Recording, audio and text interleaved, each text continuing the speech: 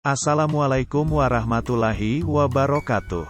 Di kesempatan kali ini admin akan membagikan informasi atau perkembangan seputar seleksi P3K Teknis 2022, di mana saat ini, tak semua sanggahan P3K Teknis 2022 ditolak.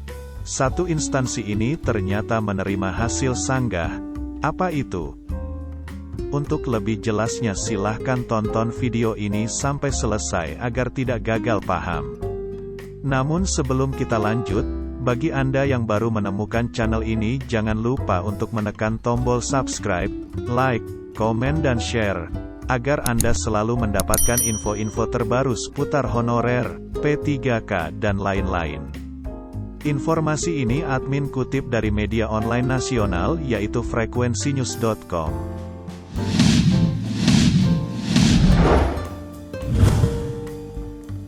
Tak semua sanggahan P3K Teknis 2022 ditolak. Satu instansi ini ternyata menerima hasil sanggah. Apa itu? Simak berikut ini info mengenai tes P3K Teknis 2022. Rekrutmen P3K Teknis 2022 dianggap sebagai fenomena gagal massal. Pasalnya, tingkat kelulusan secara nasional dalam rekrutmen tes P3K Teknis 2022 masih dianggap rendah.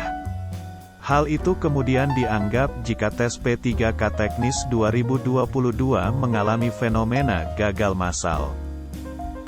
Fenomena gagal massal terjadi lantaran tingginya nilai ambang batas P3K yang diterapkan dalam tes P3K Teknis 2022.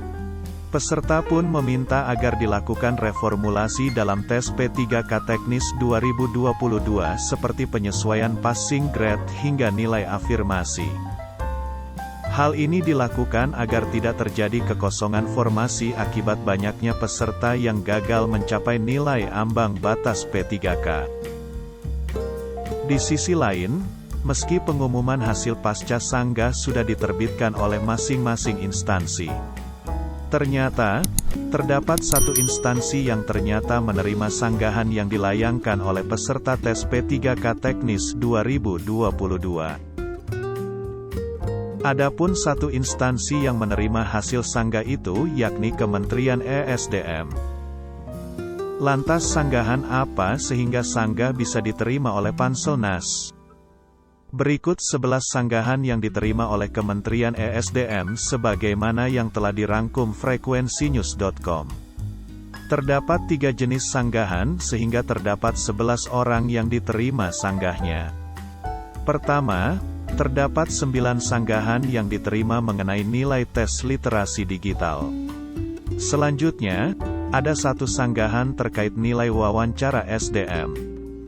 Adapun 1 sanggahan lain yang diterima yakni tambahan nilai untuk sertifikat jabatan fungsional instruktur ahli pertama pada unit penempatan Pusat Pengembangan Sumber Daya Manusia Ketenagalistrikan Energi Baru Terbarukan dan Konservasi Energi. Itulah 3 alasan kenapa 11 orang yang mengajukan sanggahan di Kementerian ESDM akhirnya diterima hasil sanggahnya. Demikian informasi yang dapat admin sampaikan pada kesempatan ini, semoga bermanfaat.